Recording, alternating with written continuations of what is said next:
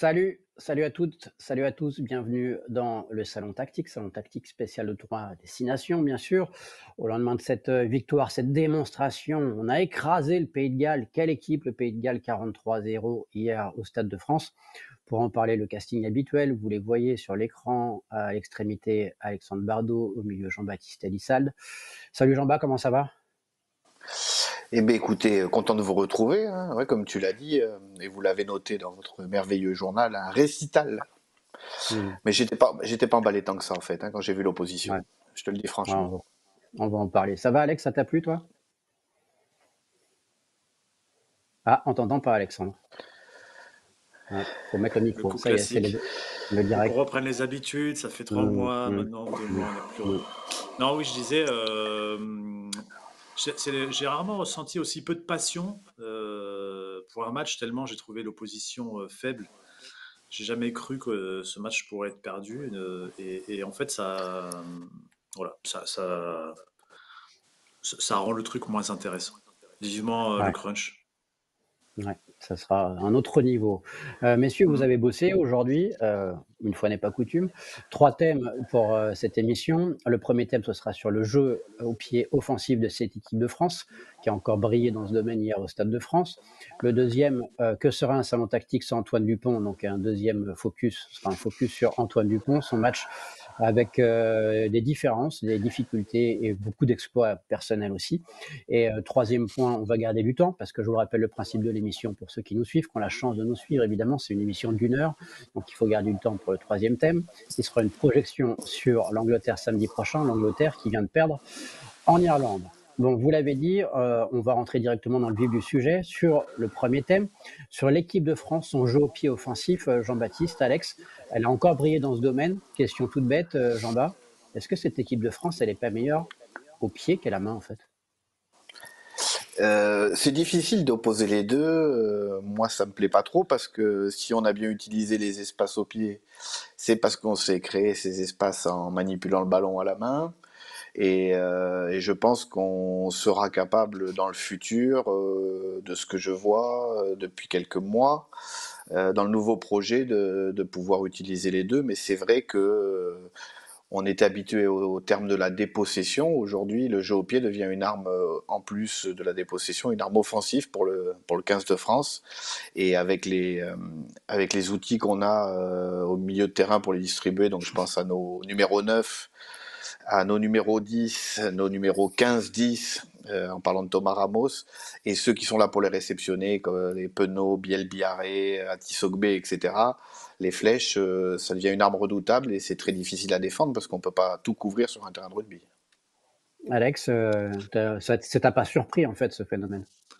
Non, on a fait un papier dans le journal d'hier, de vendredi, et sur le site, sur les chasses, donc ces coups de pied plutôt rasants dans les coins. L'an dernier, sur les 33 essais français, il y en avait eu 10 inscrits directement ou indirectement après ce type de coup de pied là, le long de la ligne dans un coin, avec un sprint derrière pour soit rattraper le ballon, soit mettre la pression. Hier, on a vu un autre style de jeu au pied. On a vu, on va vous montrer rapidement, euh, on a vu des transversales. Ça, c'est la première transversale de Dupont vers Atisogbe. On a vu une autre transversale, celle de Romain Tamac. Vous voyez les images là? Ouais, c'est bon, Alex. Ouais. Ouais, bon. Ça, c'est celle de. Comme il faut qu'on reprenne les habitudes, c'est pour ça que je Ouais, demande. ouais. Euh, Non, c'est bon. c'est celle de Tamac vers Gaëton en fin de match. Donc là, à nouveau, une transversale. Il y a un autre essai qui est venu, alors là, pour cette fois, ce coup-ci, indirectement d'une succession de jeux au pied. C'est un essai de Biel Biarré, mais au départ de cette action-là, au départ de la situation qui amène les Français à 5 mètres de la ligne, ben, il y a un petit par-dessus dans le dos dans le dos du ruck de Dupont, qui va être récupéré par le duo Ntamak Ramos. Et sur le ruck suivant, après la récupération, à nouveau jeu au pied gauche rasant, une chasse dans le coin de Dupont. Et de là, les Français vont rester à 5 mètres de la ligne et finir par marquer. Donc ça raconte vraiment bien l'importance du jeu au pied offensif dans le bagage des Bleus et sur le match d'hier soir notamment. on les a vus beaucoup, beaucoup chercher des solutions de transversales. Là, c'est la carte des ballons tapés par les Français, avec en rouge les coups de pied de Dupont, et en jaune ceux des autres joueurs français. Donc on voit là, quand on est dans les 22 mètres adverses, on voit que ça a été un choix à 3 reprises. Ça a aussi été un choix ici, là, avec cette petite transversale qui a été mal donnée par Antoine Dupont à un moment depuis le milieu du terrain. Donc voilà, c'était en fait, au-delà il y a eu au-delà de ces coups de pied là, il y a eu aussi beaucoup de regards vers les extérieurs, vers ces zones-là de la part d'Antoine Dupont. Et ça n'a pas toujours été utilisé, mais ça a souvent été regardé. Jean-Bas, pourquoi? Pourquoi cette utilisation-là spécifiquement de jeu en diagonale, en transversale? Est-ce qu'il y avait un problème est-ce qu'ils avaient repéré une défense galloise resserrée avec des ailiers qui serraient beaucoup par rapport à leur centre? Est-ce que c'est plus global? Est-ce que c'est... Je pense ils avaient vu quelque chose. Je pense qu'on s'est aussi adapté aux conditions climatiques. C'est-à-dire que tous les coups de pied dont tu parles, ce sont souvent des passes au pied, ça porte bien son nom. Sauf qu'on passe pas par tous les relais, on évite de manipuler le ballon avec la main et de le faire tomber, c'est plus rapide, c'est plus direct. Je me souviens aussi de celle de Romain Ntamak qui malheureusement est mal distribuée, un rebond dans l'embut qui sort en ballon mort, mais si elle est bien distribuée, c'est un essai de plus. Et je pense aussi que c'est venu de la stratégie et de ce qu'essaye de faire l'équipe de France en ce moment, c'est-à-dire beaucoup d'enjeux autour d'Antoine Dupont, beaucoup d'avants qui se proposent, des centres aussi. Ça a tendance à accentuer le fait que la défense se resserre, vient combler ces espaces au ras, et forcément ça libère des espaces au large. Ça a été très bien lu par l'ensemble des joueurs, et je vous dis, pour arriver à faire ça, il faut non seulement créer ces espaces, deuxièmement bien lire les situations, et troisièmement les réaliser avec brio. Et je pense qu'avec avec les joueurs qu'on a sur le terrain aujourd'hui et demain, il n'y a aucun problème avec cette forme de jeu au pied, bien au contraire. Il y a d'autres On équipes, va montrer. Jean-Bas, tout ça, juste, il y a d'autres équipes qui sont aussi performantes que ça, que l'équipe de France, globalement, dans ce jeu au pied? Non, mais c'est pas nouveau non plus. Je me souviens que Dimitri Yachvili distribuait de très beaux pieds gauche en tant que demi-mêlée derrière ses rucks. Moi-même, j'en ai plutôt fait beaucoup. Il faut avoir anticipé ces moments. Il y a des moments qui sont, euh, je dirais, faciles à identifier, notamment les avancées dans les couloirs. Quand tu débordes, les défenses ont vraiment tendance à se resserrer. Et à l'opposé, il y a souvent des espaces. Il y a aussi quand tu prends vraiment beaucoup d'avancées dans le tiers du milieu, c'est-à-dire le jeu en blague qu'on disait, l'équipe de France autour d'Antoine, quand il commence à matraquer les mecs, ça se resserre, ça se resserre. Et il est évident que sur des petits coups de pied, alors c'est pas des très grands coups de pied, c'est 20, 25 mètres, 30 mètres maximum quand c'est au milieu du terrain, et ça crée du désordre. Alors aujourd'hui, dans le circuit mondial, euh, Finn Russell est capable de le faire. Alors lui, un peu plus instinctivement, on sent que c'est pas la priorité de leur jeu, mais il a quand même cette vision du jeu et cette vista qui permet de le faire. Mais et c'est vrai que ça devient Les All Blacks une aussi. C'est très présent ouais, dans le jeu néo-zélandais aussi. voilà, depuis quelques années, et de tout le temps, mais depuis quelques années. Et nous, on devient quand même maintenant quasiment des maîtres en la matière. Alors entre ces coups de pied-là et les coups de pied de continuité offensif, où donc on parle de chasse, où le ballon la roule par terre et on met la pression à court ou à moyen terme, on devient redoutable sur la largeur du terrain, sur la profondeur du terrain, on devient redoutable autour du ballon avec la Panzer Company et Antoine Dupont qui fait beaucoup de différence, on y reviendra tout à l'heure, et on en vient une équipe très difficile à manœuvrer et très difficile à lire quand on a le ballon. Alex, excuse-moi, je t'avais coupé, tu peux nous montrer, tu Ouais, avais on préparé va des juste choses, ouais. montrer les deux situations de transversales qui ont débouché sur des essais. Là, donc c'est Antoine Dupont qui adresse un coup de pied vraiment parfait dans sa hauteur, sa vitesse et la zone. Il est vraiment à Tissot Bay, il va le prendre pleine course.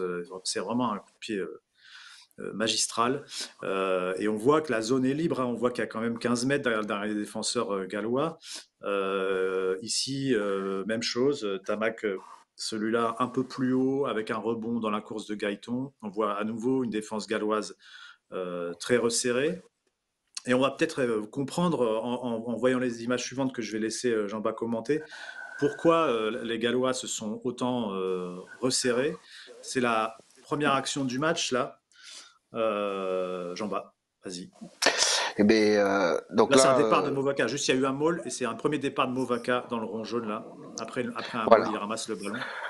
Donc, ce qui a été anticipé par l'équipe de France hier soir et notamment le staff, c'est que le temps ne se prêtait pas à manipuler le ballon sur les extérieurs. Bon, ça n'a pas empêché les Gallois de le faire bêtement et carrément à côté du vélo. Peu importe, ça nous regarde pas. Mais là, on voit sur cette action que, en fait, on a joué à quasiment 10 avant. Sans compter Antoine Dupont qui occupe du monde autour, c'est-à-dire que nos deux centres, Moefana et Barassi, on les a pas trop vus justement sur cette latéralité. Ça m'a posé un peu question et en regardant le match, je me suis aperçu ils ont beaucoup participé au jeu à une passe autour des rucks. Et comme on l'a multiplié et qu'on est quand même assez puissant, alors une fois que tu as pris Meafou, une fois que tu as pris Movaca, une fois que tu as pris Aldrit, eh ben, tu as Moefana qui arrive ou Barassi, et au fur et à On va le mesure, voir tu là, prends d'ailleurs des. là. Voilà. Là, il y a un Tu peux. premier ruck qui va se former et ils sont tous serrés 10, 11, 12, 13 dans 5 mètres. Et sur le ruck suivant, le joueur qui va venir à hauteur, au lieu que ce soit un avant qui s'est relevé et qui va circuler, enfin en plus des avants d'ailleurs, il y a Berassi qui va venir à hauteur, quasiment à une passe de 2-3 mètres à l'extérieur d'Antoine Dupont. Donc, en faisant ça, on a accentué le fait que l'équipe de Galloise, qui était déjà très très très serrée en défense, s'est encore plus resserrée. On a donc libéré des espaces sur l'extérieur. Et sur tous les exemples que tu as montrés, on a vu la défense des Rouges qui était en 14-1, comme on dit, c'est-à-dire 14 joueurs sur le même rideau et un joueur derrière qui couvre tout. Et c'est très difficile pour ces joueurs-là de tout couvrir. Et ça, les Français l'ont bien identifié et en ont profité. Mais il est évident que ces passes au pied sont arrivées parce qu'on a concassé les mecs autour et qu'on les a resserrés, c'est une évidence. Et si on a malheureusement peu vu Barassi et Moefana sur les largeurs, c'est parce qu'ils ont une importance primordiale dans le petit jeu autour d'Antoine Dupont et des avants pour les soulager. Alors voilà, sur la suite, après Barassi, à nouveau, Antonio avec tous les avants qui viennent dans le sens.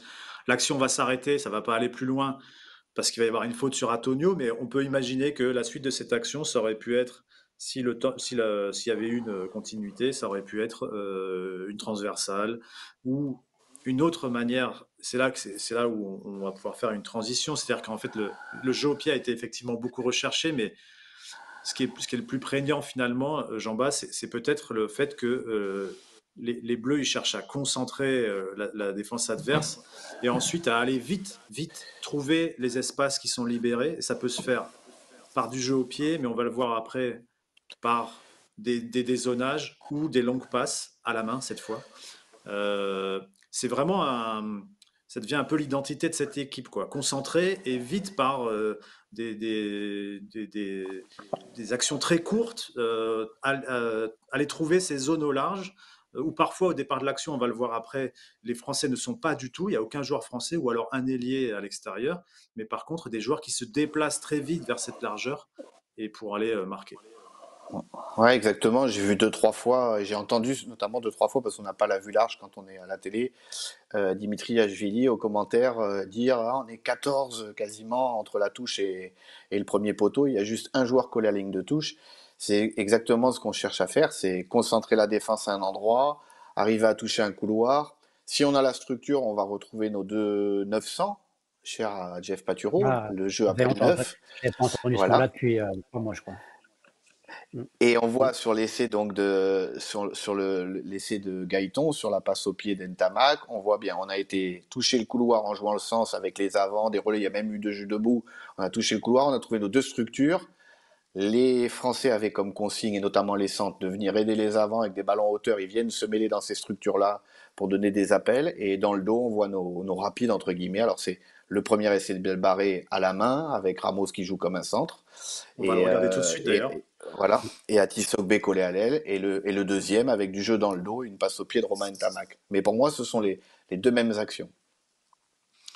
Cet essai de Bielbiarré dont tu parles, on va retrouver la même idée finalement, concentrer la défense à un même endroit et vite aller dans les espaces vides.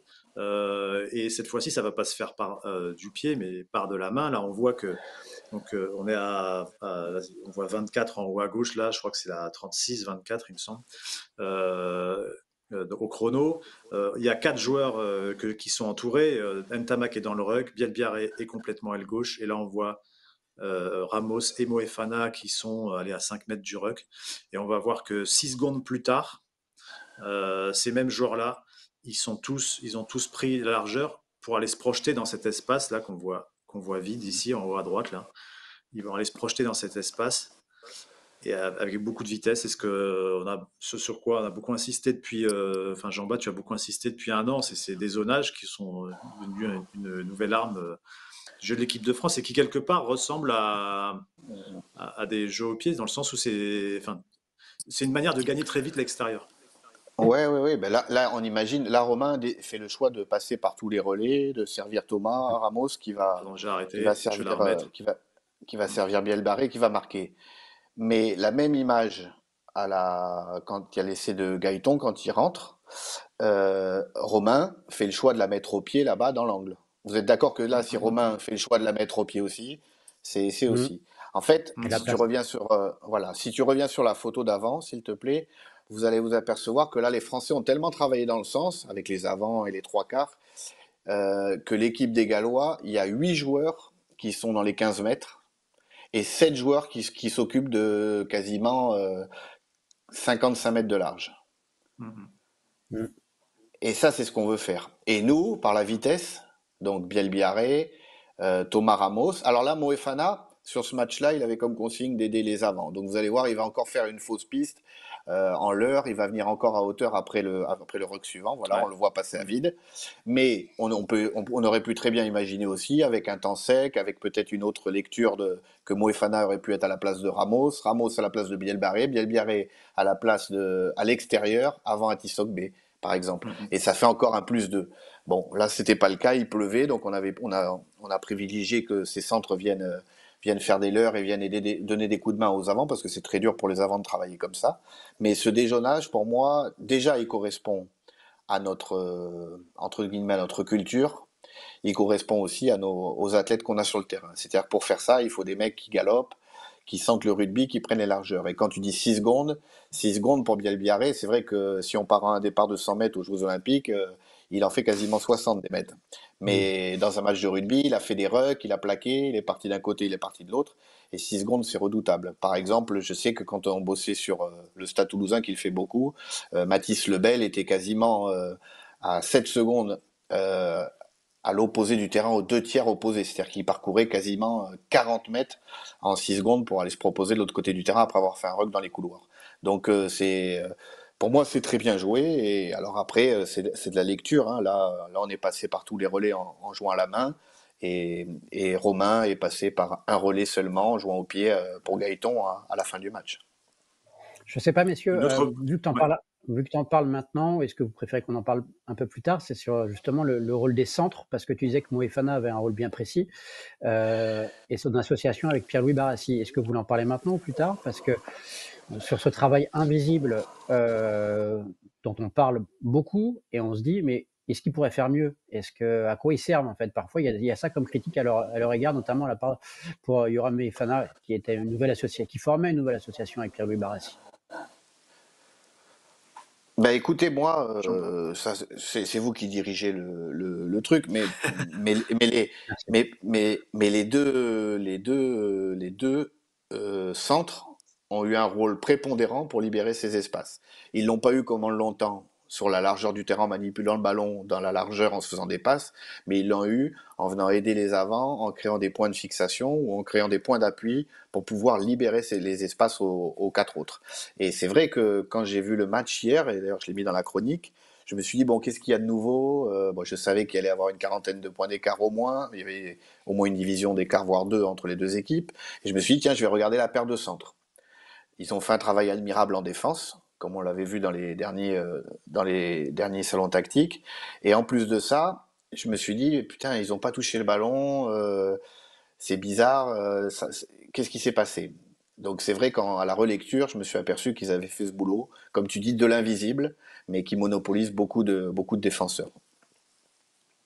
Alex? C'est accentué sans doute hier par le fait que les conditions étaient pas très bonnes et que du coup l'équipe de France a cherché à resserrer le jeu. Mais c'est vrai qu'aujourd'hui, un trois quarts centre devient encore un peu plus dans le jeu de l'équipe de France, une sorte de troisième ligne supplémentaire parce que tu fais beaucoup de ruck, tu plaques beaucoup. Hier, ils sont à 15 plaquages et 17 plaquages, je crois, Ouais, deuxième et c'est ça. troisième meilleur plaqueur français. C'est finalement assez peu de passes, même assez peu de passes entre les deux centres. Et ça, c'est des phénomènes. Je me rappelle qu'à une époque, on disait, par exemple, quand Fofana et Bastaro jouaient ensemble, on disait ils ne font pas de passes. Mais en Mm. fait, aujourd'hui, les centres, dans la plupart des équipes, se font assez peu de passes entre eux, et parce qu'un centre, il en fait lui-même assez peu. Il a un rôle de défi physique, beaucoup. Il a un rôle de soutien dans les rucks offensifs. Et on peut. C'est vrai que quand on voit un centre comme Barassi, pour l'anecdote, la semaine dernière, je me suis posé la question, est-ce qu'il n'y a pas un sujet à faire autour de Barassi et du fait que c'est un profil un peu différent, quand même plus électrique que Ficou ne l'est. Et je me suis dit peut-être que ça veut dire ils vont chercher à amener plus de variété au centre du terrain, plus peut-être de fluidité, d'électricité, de duel. Mais finalement, bon, ça, on a vu que ça n'a pas été le cas. Mm.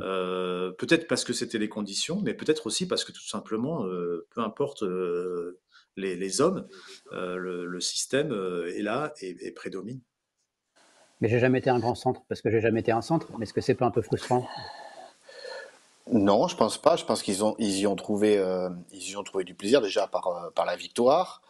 Bien évidemment, alors Barassi, c'est pas quelqu'un de léger. C'est un mec qui a des très bonnes courses, qui arrive avec des timings qui est assez performant au Stade Toulousain dans ses courses, qui sont un point d'appui ou un point de relais. C'est-à-dire que le jeu s'arrête pas autour d'eux. Ils peuvent aussi jouer debout. Mais c'est vrai que les deux premiers ballons qu'il a touchés du match, c'est deux ballons qu'il a touchés à l'extérieur de deux avants qui venaient se proposer.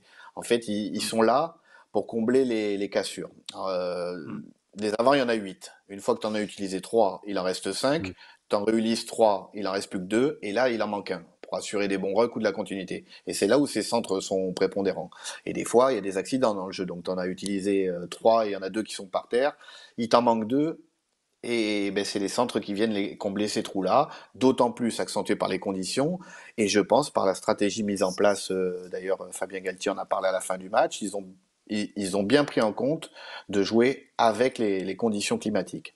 Et l'autre fait marquant, parce qu'on parle des centres, mais ces centres-là, ils viennent souvent après l'ouvreur, c'est que Romain Ntamak, sur la première mi-temps, et notamment sur les 30 premières minutes, ne touche que 3 ballons directement venus d'Antoine Dupont, ce qui est assez rare, ce qui est très Mm. faible, c'est-à-dire qu'on avait vraiment décidé de jouer à une passe très à hauteur, de concasser, de resserrer cette défense galloise, de ne pas se jeter dans un rugby de contournement par la passe pour pas faire tomber les ballons et se mettre le doute. C'est très difficile de rentrer dans le tournoi, on a eu des difficultés dans les années précédentes. On s'est rassuré là-dessus et ça a bien fonctionné et ça a libéré ces fameux espaces. Donc pour moi, c'est pas en fait c'est pas on a fait des passes au pied parce que c'était la stratégie. Non, on a fait des passes au pied parce que notre stratégie était d'attaquer le milieu du terrain très fort, beaucoup d'appels autour d'Antoine Dupont.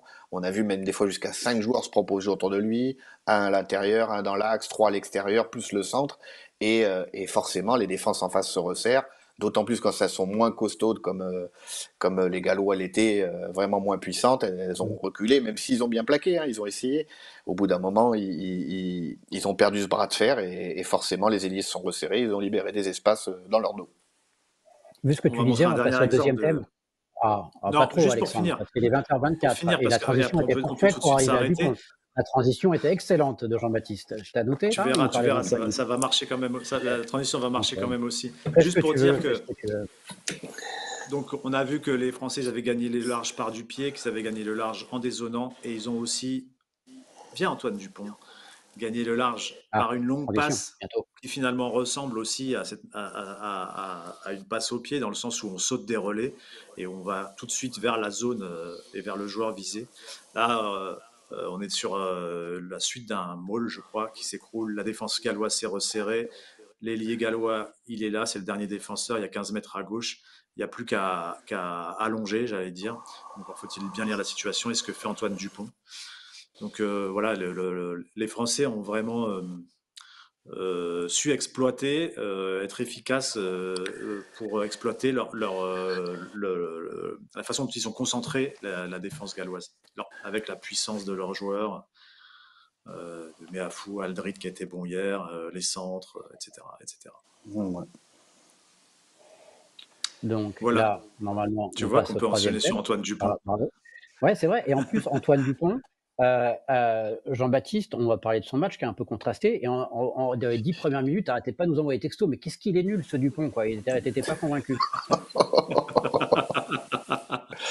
non? Bon, ça, c'est un fake. Autant j'ai pu me tromper et j'ai dit que Thomas Ramos allait certainement jouer à l'ouverture le week-end prochain. Et apparemment, Mmh, mmh. c'est faux. Fabien l'aurait sous-entendu. Voilà. Peut-être Mmh. d'ailleurs parce qu'il a lu la chronique. Enfin, ça, je sais pas trop, on verra. C'est sûr. Autant Mmh. Mmh. de dire d'un joueur qu'il est nul, c'est pas. Voilà.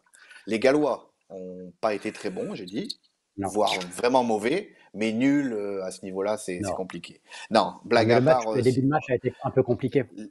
mais comme face à l'Argentine, un peu comme face à quelques débuts de match, euh, Antoine, c'est un garçon pressé. C'est un garçon qui a besoin d'être alimenté. C'est un garçon qui piche très vite.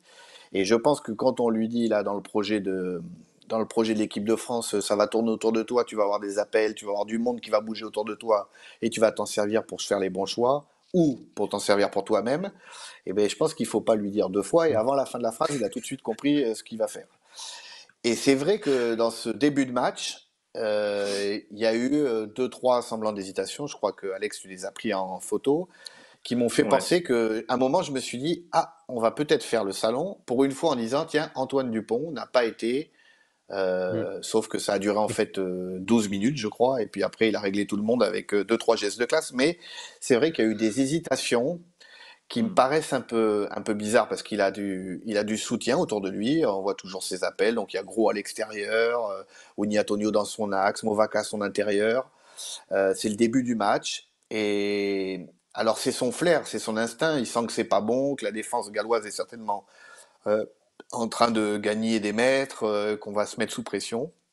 Et deux, trois fois, il est sorti du cadre et il est parti à On va voir la l'opposé suite du d'ailleurs jeu. là. Vas-y, Là, il fait Alex. demi, là sur cette capture-là, il entame son demi-tour, et puis son demi-tour, en fait, s'est fermé aussi. Du coup, il recule, là. Ce petit serpent-là, il montre ses hésitations et la distance qu'il a parcourue vers l'arrière, avant de lâcher le ballon vers Ramos, qui vient le soutenir un peu en catastrophe. Et il y a eu quelques situations pas aussi extrêmes que celle-là, où on l'a vu se retourner, tourner sur lui-même. C'est quelque chose qui arrive dans son jeu, qu'on avait moins vu en novembre. Et la question, Jean-Bas, c'est essayer de comprendre qu'est-ce qui peut se passer en fait. Est-ce que dans une situation comme celle-là, par exemple, là où il a Gros qui vient à hauteur, des soutiens, est-ce qu'il se dit est-ce qu'il voit quelque chose que les autres n'ont pas vu? Est-ce qu'il se dit il y a peut-être il cherche une situation, comment dire, de break immédiate et qu'il ne la voit pas là, donc il se dit je vais peut-être la chercher ailleurs. Est-ce qu'il se dit que la course de l'avant est pas bonne, que la montée défensive est pas bonne? Qu'est-ce qui peut influer sur ses décisions à un moment de faire ses demi-tours ou ses toupies ou ses... Quand tu m'as posé la question tout à l'heure, j'ai réfléchi un petit peu et en fait, je pense que ça relève vraiment de l'instinct et du flair et de sa croyance en ses capacités physiques du jeu qu'il est et du joueur qu'il est. C'est-à-dire que même en faisant un demi-tour, là, une toupie, il est capable de te repartir dans un trou de souris et de te mettre de raffut ou un par-dessus et de créer encore l'exploit qu'on attend tout le temps avec ce joueur-là. Mais je pense pas que ça soit là, entre guillemets, programmé dans sa tête en train de se dire je vais me servir de ces mecs-là pour faire un demi-tour, repartir dans l'autre sens. Parce que c'est très dangereux pour l'équipe en fait. Le jeu de l'équipe de France, c'est un jeu basé maintenant aujourd'hui sur le déplacement des avants dans le sens. Dans le sens. Jusqu'à temps qu'on arrive au bord de la touche là-bas, bien évidemment. Et si lui commence à faire ce genre de choses, il va les perdre, ses avants. Et au bout d'un moment, ils vont dire, attends, nous, on se bouge le cul, on va dans le sens, et puis Antoine, il ramasse les ballons, il part dans l'autre sens. Alors, ok, c'est notre capitaine, notre joueur phare, le meilleur du monde, mais il nous perd quelque peu. Et j'ai trouvé ces débuts de match qui forçaient un peu le jeu. C'est-à-dire il a voulu aller dans ce sens-là avec eux, et puis il a vu que ça se fermait, qu'il n'y avait peut-être pas les espaces, et il est parti dans des trucs un peu invraisemblables, parce que si c'était un joueur lambda qui faisait ça, on dirait, non mais lui, il pète un câble, il fout le bordel à l'équipe. Sauf que là, c'est Antoine Dupont, et on se dit, bon, allez, on lui passe ça, et puis on lui passe aussi ce retour à un moment dans le fermé où il fait cette passe au pied un peu bizarre qu'il veut mettre dans les bras d'Atisogbe, mais il n'est pas du tout là. Alors c'est un mélange de jeu programmé sur un lancement et autre chose, mais ça va directement en touche. Et il a ses 3 premiers ballons dans les 5 minutes ou 10 minutes qui sont un peu lunaires, qui sont un peu bizarres. Et c'est pas la première fois. Je me souviens du premier ballon contre l'Argentine, etc. au mois de novembre. Mmh. Voilà. Il y a 3 ans, on parlait d'Antoine et on disait il fallait pas qu'il prenne trop de contact. Il fallait qu'il distribue un peu plus parce que ça le fatiguait de se faire plaquer et puis ça créait de la rupture dans le jeu. Voilà, c'était pas automatique qu'un mec prenne sa place. Là aujourd'hui, je pense qu'Antoine, il devrait, euh, il aura toujours le flair de prendre le trou qu'il faut et on l'a vu 5 minutes après. Mais au début, pour moi, il faut qu'il distribue, qu'il attende le moment opportun. Et une fois que les mecs seront fatigués ou même si le moment opportun arrive 30 secondes après le coup d'envoi, il a les capacités de le prendre. Mais là, j'ai l'impression qu'il a forcé un peu le jeu sur 2, 3 actions qu'Alex va montrer. Alors, ce qui est assez extraordinaire avec lui, c'est qu'on a vu tout à l'heure cet exemple donc, où il est obligé de reculer, de retrouver Ramos 5 ou 6 mètres derrière. Là, on est 3 minutes plus tard. À nouveau, il porte le ballon derrière un ruck. Il a une situation qui semble assez intéressante finalement, parce qu'il a 3 avants à sa hauteur. Là, on les voit ici, Meafou, Kroos et Gros. C'est une situation qu'on avait beaucoup vue en novembre, ça, et il utilisait ces joueurs-là. Et là, il va choisir de ne pas les utiliser. Et sur le moment, au stade, on a tous pensé, ou même devant la télé, mais où va-t-il à nouveau? Et en fait, ce qui est assez extraordinaire, c'est qu'il a aussi ce talent pour quand même trouver des solutions. Donc là, il va laisser passer les 3 avants et dans le dos, il va continuer à courir un peu et puis il va finir par servir. Dans mon souvenir, il sert directement à Tissogbe ou peut-être ça passe par Moefana dans le Moefana, ouais. couloir et ça va décaler, voilà, ça passe par Moefana puis Atisogbe et Atisogbe va se retrouver décalé dans le couloir, mais on voit qu'Atisogbe est pas à l'aise non plus là, il est en train de freiner parce que il s'est un peu engagé et il voit que finalement le ballon va pas arriver. Donc c'est pas simple à lire pour ses partenaires, mais en tout cas à la fin ça crée un décalage dans le couloir. Et ce qui est intéressant là, c'est aussi que on voit que alors c'est une question que je vais poser à Jean-Baptiste après, mais on voit une situation où en fait, en laissant passer les 3 avants, il se retrouve un peu comme protégé par ces 3 joueurs-là. Un peu, ça me fait penser à un quarterback qui est derrière sa ligne offensive. On voit que ni Meafou ni Cross, un peu gros, ne font Vers le un ballon. geste clair pour gêner, mais ils sont quand même positionnés là. Et donc ça empêche un peu la défense de monter. On va voir une autre situation du même genre. Là, c'est l'essai d'Atis Sogbe, celui du coup de pied de la transversale qu'on a vu tout à l'heure. À nouveau, il a laissé passer Ouma, cette fois, là, ça doit être Boudouan et Movaka. Et on voit Ouais. que ces 3 joueurs-là, Movaka, il va un tout petit peu bouger, il va un tout petit peu gêner. Mais on voit que ces 3 joueurs-là, quand même, sont présents. Ils forment une poche dans laquelle, je crois qu'ils disent comme ça en NFL, une poche, dans laquelle Dupont a un petit confort, ce qui lui laisse un peu plus de temps. C'est peut-être pas décisif, mais pour ajuster son coup de pied. Jean-Baptiste, est-ce que ça peut être pensé, Hmm. réfléchi, voulu, ou c'est le hasard du jeu qui conduit à cette situation Si tu regardes tes 2 images, je pense que sans trop m'avancer, c'est vraiment du pur instinct. Parce que Romain Ntamak, sur les 2 images, il se dit, mais qu'est-ce qu'il fait? Parce que et on le voit, il est hésitant, il ne sait pas s'il Mmh. doit attendre le ballon, pas l'attendre. Il pense que c'est les avants qui vont le toucher, et puis en fait, il se sert de ses avants donc pour s'en servir de poche, comme tu dis, pour aller mettre un coup une passe au pied. Je pense qu'il est dans le pur instinct. Quand on parlait de passe au pied tout à l'heure, donc on parlait un peu de football rugby. Et dans le football, quand j'y ai joué un petit peu, on parlait toujours de première intention, de jouer en première intention. Et j'ai l'impression qu'Antoine, sur ces actions que tu viens de monter, alors il y a une fois où ça marche extrêmement bien, une autre fois où il crée le décalage, et une ou 2 fois où il part en toupie, il sait pas où il va, il joue pas sa première intention. Alors pourquoi il change en cours de route? Ça je le sais pas, mais c'est ce qui me fait penser que c'est pas entre guillemets programmé ou que c'est pas travaillé. C'est il est très instinctif et il a confiance, je te dis, en ses capacités physiologiques, en ses capacités physiques, en son rugby. Et il sait que bon, c'est pas très grave s'il se trompe à ce moment-là. Mais j'aimerais voilà, s'il avait sur ses débuts de match un peu plus de fluidité, de jouer en première intention, de la servir ses gros ou pas. Et si vraiment il a décidé de la passe au pied, de le faire un, deux pas et boum, de la lâcher. Là, j'ai eu l'impression que c'était un peu, qu'il avait un peu forcé le jeu. Je me répète, mais voilà, c'est ce que je ressens. En revanche, sur ses qualités, Jean-Baptiste, tu le disais, il a beaucoup d'instinct. Il voit les choses plus vite que les autres. Ça, c'est évident. Et il les anticipe surtout. Parce que Mm. pour jouer en première intention, c'est-à-dire que pour faire contrôle-passe au football, ou même sans contrôle, recevoir un ballon et le passer tout de suite, il faut savoir où est son partenaire, avoir lu le déplacement des défenseurs et de ses partenaires. Et Antoine, il a ça, et que d'autres grands joueurs ont. Thomas Ramos, il l'a dans une autre vision du jeu. Sur la première action des Gallois, Thomas Ramos, ça dure 8 phases de jeu en reculant. Bon, attaquons comme la lune, disait mon grand-père, je le répète.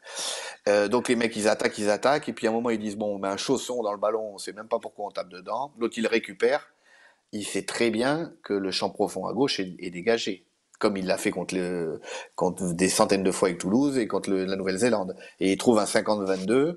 Donc après 7 temps de jeu, ils ont reculé de 60 mètres, les Gallois, très bien joué.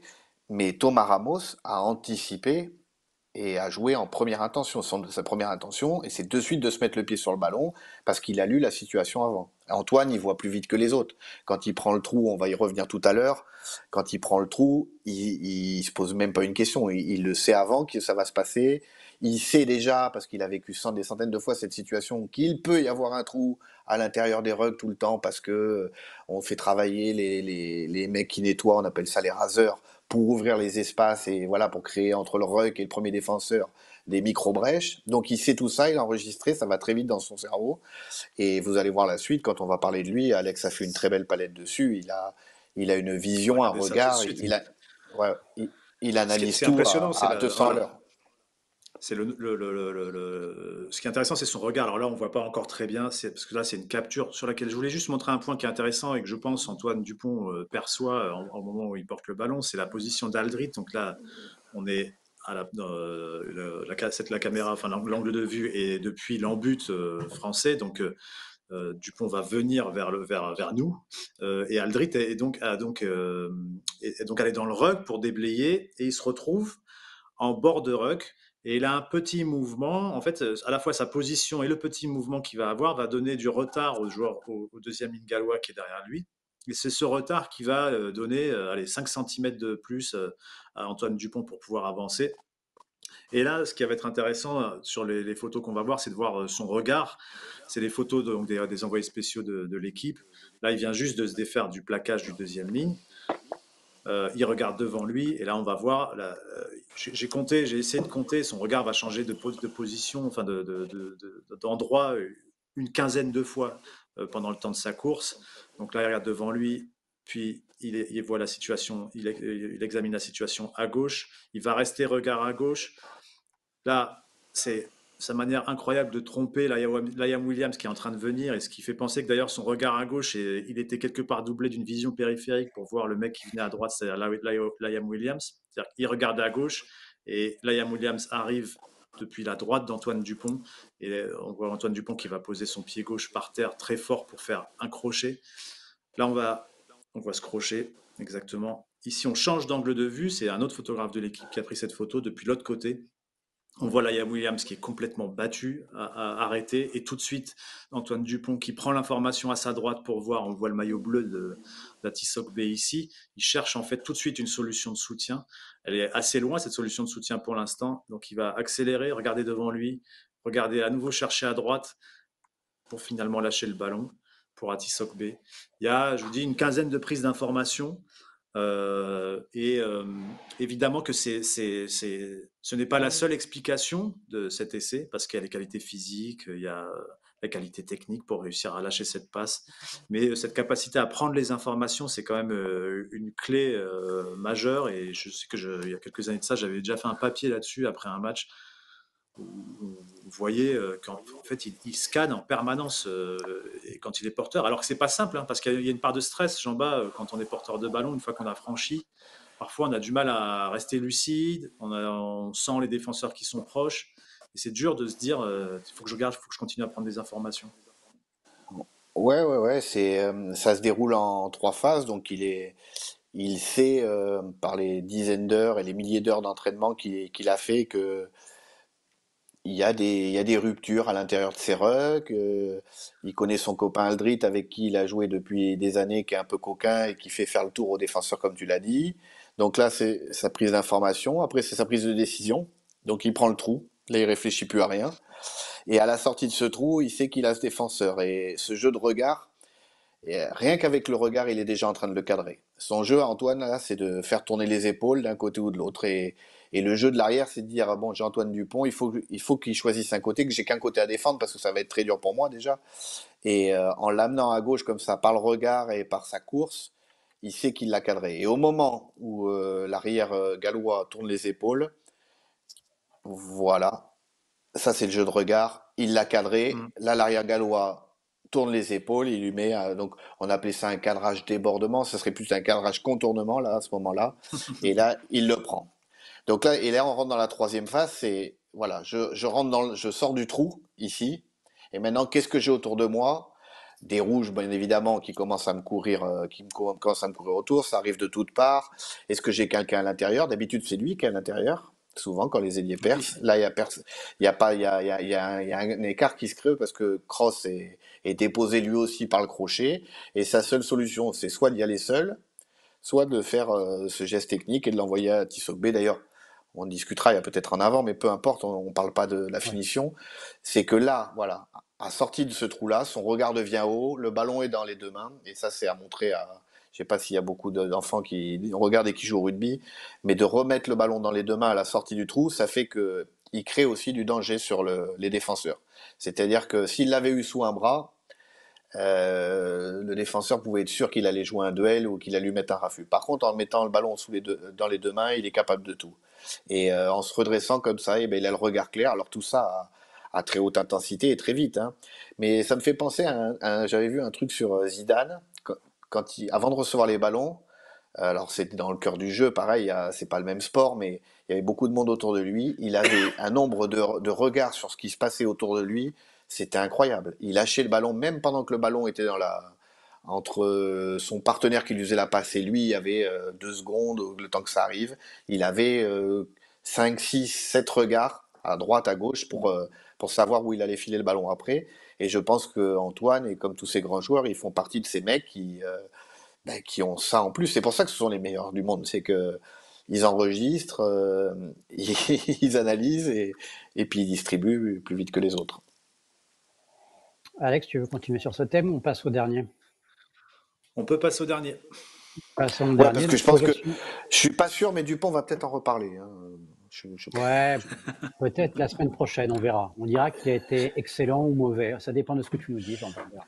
Une projection sur l'Angleterre. Messieurs, vous avez regardé un petit peu le match, j'imagine, cet après-midi entre l'Angleterre et l'Irlande. L'Angleterre a perdu 27-22, si je ne dis pas de bêtises sur le score, en Irlande. Bonus défensif pour les Anglais, bonus offensif pour les Irlandais. Le début de match, pourtant, était en faveur des Anglais, non? Ouais. Les 9 premières minutes, on peut s'attendre à. Ça peut être un bon résumé de ce qui peut se passer le week-end prochain. C'est-à-dire Mm. que les Anglais sont revenus à ce qu'ils faisaient très bien il y a quelques années. C'est-à-dire se déposséder du ballon, notamment avec beaucoup de jeux au pied contestables, pour pousser les adversaires dans les cordes. Quand les adversaires sont dans les cordes, ils renvoient le ballon un peu maladroitement. Ils s'en servent 1 ou 2 fois. Marcus Smith est un très bon animateur sur ces 2 coups. Et si ça vient à refermer ou que c'est pas bon, soit il réinverse la pression avec du jeu au pied encore au pied haut, ou alors des chasses. Et en fait, ces 9 premières minutes, les Irlandais, ils savaient pas où ils habitaient. Et ça s'est fini. Je crois qu'il y a eu 3 chasses. Il y a eu 6 jeux au pied haut. Et j'ai trouvé les Anglais plutôt pas mal. En fait, j'avais l'impression d'avoir vu hier un match un peu au ralenti, et là d'avoir vu un Mm. match de très haut niveau. Ça m'a fait un petit choc. Entre les deux, j'ai vu Écosse-Italie qui était, voilà, on va dire entre les deux, mais là vraiment il y avait beaucoup d'intensité. Et l'autre chose que j'ai vue, c'est comme tout le monde, c'est la composition des équipes. Donc et quand j'ai vu la troisième ligne, Earl et les deux frères, comment ils s'appellent ces deux-là là? Curry, Ouais, les deux frères Curry. Curry. Mm. Mm. En fait, t'es pas là pour quand tu mets ces trois profils-là sur le terrain, c'est que ça va plaquer, ça va monter fort et ça Mm. va batailler dans les rucks. Donc je pense qu'en dans ces 9 minutes, Fabien et son staff va s'attendre à un combat aérien de tout moment, et c'est peut-être ce qui va me faire mentir. C'est pour ça que Thomas Ramos va rester à l'arrière, et il va falloir qu'on soit très très très présent dans les rucks. J'ai trouvé une énergie qui leur coûte peut-être le match, parce que entre la 60e et la 70e, ils ont deux Mm. passages à vide en défense parce qu'ils sont brûlés, que le coaching est peut-être un peu moins bon. Mais j'ai trouvé l'équipe d'Angleterre bien plus intense qu'elle ne l'a été par le passé, sur ce premier match en tout cas. Alex, ce sera plus Pendant le costaud que match, hier, c'est sûr. oui, oui, oui, non, mais là, le Pays de Galles, d'ailleurs, c'est inquiétant et assez triste de Mm. voir Mm. l'état dans lequel est l'équipe nationale du Pays de Galles, et surtout qu'on ne sait pas trop quelle est la suite, quelle peut être Mm. l'issue, quel peut être le rebond. Mais l'Angleterre, c'est sûr que ce sera autre chose. On ne savait pas trop ce que ça. La tournée de novembre avait été moyenne dans les résultats, dans la manière aussi, et du coup. On savait pas trop à quoi s'attendre. Bah là, on a vu au moins que dans l'intensité, ils allaient être très forts. Jean-Baptiste, pendant le match, m'a envoyé quelques minutes, pour quelques captures à faire à des minutes précises. Et je trouve que c'est intéressant pour voir notamment sur l'aspect défensif. L'intensité qu'ils sont capables de mettre. Là, on est en tout début de match. La ligne de hors-jeu anglaise était sur la ligne pointillée rouge. La montée Mm. la montée défensive a commencé là. On voit qu'en deux, trois passes irlandaises, ben, les Anglais, ils ont gagné 10 mètres, et que Itoge prend Betham avec le ballon. Même topo ici, on est en fin de première mi-temps. Pareil, 10 mètres de gagné à nouveau. Je pense que c'est un des frères Curry qui doit prendre Ringrose. Euh, il est probable que face à ça, je ne sais pas ce que tu en penses, Jean-Bas, que les Français ben, peut-être restent sur ce qu'ils ont fait face au Pays de Galles, c'est-à-dire que faut pas s'amuser à aller vite à l'extérieur, mais plutôt à Mm. concasser, resserrer, ne pas se faire de passes inutiles, j'allais dire. Jouer à une passe, peut-être à deux, et ensuite aller chercher les Ouais, extérieurs que via des dézonages, ou via des coups de pied ou des longues passes. ouais. Il y aura certainement très peu de passes après le 10. Donc bon, là, il n'y en a pas eu du tout face au Pays de Galles, puisque Romain n'a pas touché le ballon quasiment. Mais les cellules qu'ont employé pour sortir des couloirs les Irlandais, avec ces trois joueurs après le 10, ça fait deux longues passes, et ils ont bien ramassé. Donc je pense que nous, on va rester sur ce qu'on fait depuis, donc le fameux jeu en 900, cher à Jeff Paturo. Ah, d'accord. Et donc on va rester là-dessus, donc on va limiter un peu le voilà. Et il y aura une autre façon, alors de entre guillemets de contourner cette défense, c'est soit de passer par-dessus, et on va reparler de jeu au pied offensif peut-être, euh, ou alors de repartir côté source. Et peut-être qu'on aura des schémas un peu sous pression quand on prendra des jeux au pied haut, on fera un temps, deux temps de jeu avec nos avants qui courront le sens, et peut-être qu'on ira rechercher le couloir source pour pas se heurter à cette rush défense. Mais c'est vrai que je les ai trouvés jusqu'à la 65e, je te dis, vraiment d'un bon niveau. Le centre Lawrence là, il a occupé du monde, et il s'était mis dans le viseur le jeune 10 là, Pendergast de l'Irlandais, qui est vraiment un bon joueur, mais qui est encore un peu jeune et peut-être un peu tendre. Ils se l'ont mis dans le viseur, et les frères Curry, je peux dire qu'ils l'ont pas lâché. Et je me dis que voilà, il faudra qu'on ait un 10 clairvoyant et qui anticipe bien les choses, parce qu'il ne faudra pas surjouer, ça risque, avec l'ambiance, l'atmosphère. Voilà. Par contre, si on arrive à la 60e avec eux, je pense qu'on a une maturité maintenant, ça fait 6 ans qu'ils travaillent avec Fabien, une maturité collective, une endurance physique. Bien sûr, le niveau va monter par rapport au Pays de Galles, ça peut faire bizarre, mais faudra, voilà. Mais ça, je pense pas que ça soit le même match qu'il y a 2 ans où on leur a mis 50 points. Ça, ils sont métamorphosés en termes d'intensité et d'envie collective. Ouais. Jean-Bas, tu parlais de l'ouvreur, forcément du 10. Mathieu Jalibert, a priori, est en pôle. C'est ce qui ressort de ces dernières heures.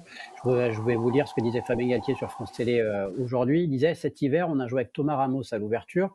Romain Buros ou Léo Barré étaient disponibles à l'arrière. Or, ils ne sont pas disponibles aujourd'hui. Mathieu Jalibert était aussi avec nous en novembre. Aujourd'hui, il est parmi les 42 joueurs convoqués et potentiel ouvreur pour samedi. C'est un choix logique, selon toi? Ou est-ce que tu aurais privilégié la connexion toulousaine Pour encore une l'instant, il fois? n'y croit pas, Et- Jean-Baptiste. mais Non, non, il aurait fallu c'est remplacer Thomas la, Ramos à l'arrière et on manque peut-être d'autres solutions. c'est des, comme on dit, c'est des vérités vraies. Et puis moi, j'ai vu l'image en plus, et j'ai vu Fabien le Mm, faire avec son sourire mm, qu'il a l'habitude de Coquin, c'est faire. ça que tu veux dire? Coquin, mm, coquin, on va dire coquin. Hein. mm. Malicieux. Malicieux. Alors, en effet, j'avais pas pris, quand j'ai fait la chronique hier, j'ai pas pris en compte, je pensais que Barré pouvait revenir dans le groupe, mais ça, Commotionné, ouais, pas tout de suite. Mm. donc bon, voilà. Et je pensais aussi que Biarré, avec le retour de Penaud, pouvait former le triangle arrière, puisqu'il le fait à Mm, Bordeaux de temps en temps, et que bon, mm, il n'est pas plus maladroit ou plus adroit que Thomas sur le truc, et que Thomas a tellement apporté de certitude dans le jeu en novembre et a tellement été bon que voilà pourquoi, avec la connexion avec Antoine et Barassi, justement. Voilà, donc je me suis peut-être un peu emballé hier, et Fabien a dû lire la chronique, donc ça veut dire qu'il lit l'équipe déjà, mm. c'est quand même quelque chose d'extraordinaire pour nous. Et donc il serait parti sur Mathieu. Donc Mathieu devra prendre en compte que il va recevoir énormément de pression défensive parce que ça va monter très fort, donc il va être protégé par ces blocs d'avant là qui vont travailler. Et je pense qu'il faudra qu'il soit vraiment dans l'anticipation et d'attendre les très très bons coups pour pouvoir aller faire 2 passes sur les extérieurs. Parce que si on commence à vouloir y aller trop vite et maladroitement, on peut passer, faire un mauvais début de match et après se le rendre très dur. Voilà. Par contre, on a des armes nous aussi. Si on répond à leur jeu au pied de pression et qu'on est solide sur les ballons du jeu au pied long, comme on a tendance à le faire nous plutôt, gagner de la longueur du terrain alors qu'eux, ils font plutôt du contestable, eh bien, on va peut-être gagner le terrain et on va peut-être les forcer à déjouer. On sait que Marcus Smith, de temps en temps, c'est pas le meilleur gestionnaire. Voilà, et on a les arguments largement pour aller les embêter là-bas, mais ça va être d'un autre acabit en termes d'intensité et de combat. Il a pu Un des débuter petits un points match, il a noirs pu jouer de. depuis. Juste un rappel, Alex, il a pu débuter un Ouais. match, Mathieu Jalibert avec l'équipe de France depuis le match nul l'année dernière contre l'Italie. Et après, il avait été un peu plus ou moins, bah pas plus ou moins, il avait été déclassé au fil des mois en fait. Ouais, il y a aussi dans le discours de Fabien après le match, j'ai sorti Gaël Ficou, enfin, on a un peu mis Gaël Ficou en face de ses responsabilités. Il est revenu, ça a été le meilleur. On a mis un peu Greg Aldrit sur le côté pendant la tournée de novembre. Quand il est revenu, ça a été le meilleur. Et hier aussi. On a mis Charles Olivon, le pauvre, malheureusement, il s'est un peu hors du groupe, enfin, remplaçant, remis en question. Et quand il est revenu sur le terrain, il a été élu joueur du match. Et peut-être que dans sa logique et de ce qui se passe à l'intérieur du groupe, Mathieu Jalibert, avec tout ce qui s'est dit et ce qui s'est passé, peut sortir aussi un très grand match. Je suis pas pro Ramos ou pro Jalibert, je m'en fous en fait moi. Peu importe, c'est pour l'équipe. Mais dans ma logique, vu le novembre de Thomas Ramos, voilà, c'était voilà. Donc c'était une réflexion, bon, comme ça. Je sais pas, on verra.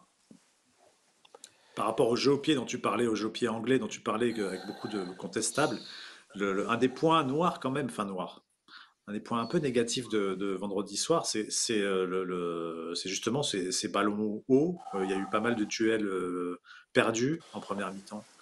Et il y a eu aussi ce que tu soulignais, ces petits par-dessus des Gallois derrière les rucks, là, un peu à la manière de ce qu'on a vu avec Dupont qui à un moment tape depuis derrière le ruck. Ça a créé deux, trois situations un peu dangereuses. Est-ce que les Français ont un souci, ont du souci à se faire sur ce domaine-là et si oui, que faire mieux gérer ces ballons-là, surtout à Twickenham Je me dimanche souviens prochain. que je me souviens en fait on va reparler d'une période qui est peut-être d'un autre monde. C'était Eddie Jones qui était l'entraîneur et Fabien était à ma place là avec vous en tant que consultant et il nous avait prévenu qu'on allait prendre des milliers de coups de pied et de chasse quand on a été à Twickenham en Un 2018 orage ou de peu coups de pied. importe. Un orage de coups de pied. On avait 2019. eu beau le travailler énormément. Je m'en souviens avoir fait des chasses pour que les mecs se retournent et aillent se coucher sur les ballons, des ballons hauts. Quand c'est bien tapé, c'est du 50-50. Donc voilà, sauf qu'aujourd'hui, avec les nouvelles règles et le fait qu'il n'y ait plus ces escortes qui gênent les mecs qui vont au ballon, eh ben, le duel est souvent gagné par l'attaquant. Et ce que j'ai vu là des Gallois, et c'est pour ça que j'ai rien compris à leur stratégie de se faire des centaines de passes en reculant le ballon là, sous la pluie, c'est que le peu de fois où ils ont tapé dans le ballon, quand ils l'ont fait de manière intelligente et travaillée, c'est-à-dire pas au dernier moment comme ça, j'ai plus rien à faire, je tape n'importe comment, et bien ils ont récupéré deux trois ballons. Alors ça a été furtif, hein, mais c'est de là où est venu leur deux trois breaks. Et je me dis que ce week-end, il va falloir voilà, être dans la peau du chassé. Là, on était dans la peau du chasseur pendant. Et peut-être que ce week-end à Twickenham, eh ben, ça va. Alors, ça sera peut-être pas un orage, ça sera peut-être que quelques averses de coups de pied, mais il va y en avoir parce que ce début de match contre les Irlandais est pas anodin. Après, peut-être qu'aussi les Anglais changeront de stratégie et diront ben, face à la France, on va pas taper trop court au contesta parce que si on perd les ballons avec les cannes qu'ils ont, le flair qu'ils ont, ils sont capables de nous foutre le bordel et ils vont peut-être tout ce qu'on dit là, ils vont peut-être taper long. Mais les 9 premières minutes, je vous dis, elles sont quand même bluffantes ils avaient cette conviction-là, puis c'est des Anglais, hein. Quand ils ont un plan, ils s'y tiennent et voilà. Les 9 premières minutes en Irlande, elles sont quand même à mettre à leur crédit. Et s'ils arrivent à tenir cet échange-là, ça va être un. Alors ça va pas être sexy, pour peu qu'il pleuve un peu, mais par contre ça va être d'une intensité incroyable. Donc, faut s'attendre à un gros début de match, quoi. Ah ouais, non mais j'ai hâte d'y être, parce que là hier, sincèrement, hier ces pauvres Gallois, ouais, c'est triste pour eux parce qu'on les a vus il y a encore 10 ans. Quelques années là Moins que ça dominer quoi, même. enfin être Mm. là c'est puis c'était et puis c'est j'ai joué des matchs avec La Rochelle en étant moins costaud, moins rapide, moins talentueux que face à des équipes, mais du coup tu développes une autre stratégie quoi. Là la stratégie galloise c'était pur simplement du un suicide, et en plus sous la pluie quoi. Enfin que reculer le ballon, enfin bon, voilà. C'est dommage. Donc il n'y a pas grand-chose à en tirer, mais voilà, l'évaluation, comme j'ai dit, ce week-end, elle va être présente. Alex, le rapport de Je force crois qu'on aussi va entre les finir avec deux de équipes, l'avance. ouais, non, attends, quand même. Je vous relance juste pour terminer. Le rapport de force, quand même, entre les deux équipes, c'est un peu modifié. Il y a 2 ans, l'équipe de France avait réussi un match énorme. C'était 7 essais, je crois, un truc comme ça, qu'ils avaient inscrit à un Twickenham. C'était considérable. C'était C'était une des victoires les plus complètement. importantes. C'est fou, quoi. La victoire d'il y a 2 ans était un. Pour qui était à Twickenham en 2019, c'était presque une hallucination de voir à quel point le rapport de force était inversé. 2019, Jean-Bas était dans le staff de l'équipe de France et il s'en souvient sans doute, enfin, c'est même sûr, mais c'était incroyable de voir la différence de niveau. Mais bon, on connaît tous les problèmes structurels du rugby français à l'époque et des conditions de préparation de l'équipe de France à l'époque. Et on est rentré dans une autre dimension depuis la fin de la Coupe du Monde 2019, ou depuis la Coupe du Monde 2019, on va dire. Et depuis 2020, victoire. 2021, je pense que ça doit Il y a perdre, même eu je la Coupe de Club pense. des Nations où l'équipe de France perd de pas De grand-chose peu en avec une prolongation. manière. Ouais, en prolongation. 2022, Grand Chelem. 2023, victoire éclatante à Twickenham, complètement dingue de voir cette équipe anglaise complètement se fissurer. L'an dernier, ça a été quand même un match assez compliqué. Mais je pense que l'équipe de France est quand même aujourd'hui, elle a réenclenché sa dynamique au mois de novembre. On se souvient que le tournoi l'an dernier, c'était quand même difficile, hein, match nul contre l'Italie. Il y a eu des moments de doute C'était sur la quelques mois après capacité de la cette Coupe du équipe Monde, ouais. C'est vrai. à rebondir. Ouais. Et le match contre l'Angleterre avait été difficile à ce titre-là. Mais il s'en était sorti ouais, je suis curieux parce que on a quand même la sensation qu'aujourd'hui, peut-être pour la première fois depuis 2020, 2020, ouais, 2022, que les deux équipes sont vraiment fortes, quoi. Qu'il y a quelque chose qui se dégage de ces deux équipes et qui fait qu'on attend, voilà, on attend quelque Ouais, chose de costaud. moi je pense que ça va être plus costaud, c'est sûr, mais je pense qu'on a encore un ascendant. Parce que, et il n'y a qu'à voir nos résultats en Coupe d'Europe. J'ai quand même vu Northampton bien classé en Coupe d'Europe prendre 40 points chez notre 13e du championnat qui est le Stade français qui est en grande difficulté aujourd'hui dans son rugby. Les Saracens se feraient écrabouiller par Castres. L'équipe Et B de c'est ces Castres. joueurs qui... Oui, En alors ça, plus, Alec, ah, mais en plus. y a Non, mais plus, c'est y a vrai. plus Jeff d'équipe. Oh, il y a plus. Mais non, Oh, ils c'est le disaient pas sur eux-mêmes tous que les c'était les terrains. remplacements. Bon, allez, pardon. Bon, Excusez-moi, monsieur. On là, je continue. rigole. Merci. Félicitations au Castres. Il joue très bien en ce moment d'ailleurs. C'est vrai, c'est vrai. Et, euh, et j'ai l'impression qu'on a quand même pris un ascendant, alors psychologique et certainement physiologique. On est habitué à gagner ces matchs-là. Voilà, Bristol, ils ont explosé, Leicester contre Bordeaux. Enfin, tu vois, on a des joueurs aujourd'hui qu'on n'avait peut-être pas avant, bien mieux préparés. Euh, j'ai quand même l'impression qu'on a une petite longueur d'avance, qu'on a de la confiance, qu'on a une certaine maturité collective qu'on n'avait pas, qu'on a des joueurs qui jouent ensemble depuis maintenant pas mal de temps, ce qui n'était pas le cas avant non plus. Voilà, donc, mais ça va cogner dur en effet. Ouais. On a rien d'y être. Messieurs, 21h01, 1h01. Si je vous ai pas lancé, on finissait en avance. Je vous félicite. 2025, c'est une année parfaite pour vous. Continuer comme ça. On se Bonne retrouve la résolution. semaine prochaine. Les bonnes résolutions, ça va pas durer. Vos bonnes résolutions, je les connais. Bonne soirée. Merci pour tout. À bientôt à toutes et tous. Et on se retrouve la semaine On prochaine se après le retrouve match contre voilà, l'Angleterre. le À lendemain du bientôt. match Ciao, d'Angleterre. Ciao. Ciao, salut ciao. Ciao, tout le ciao. monde.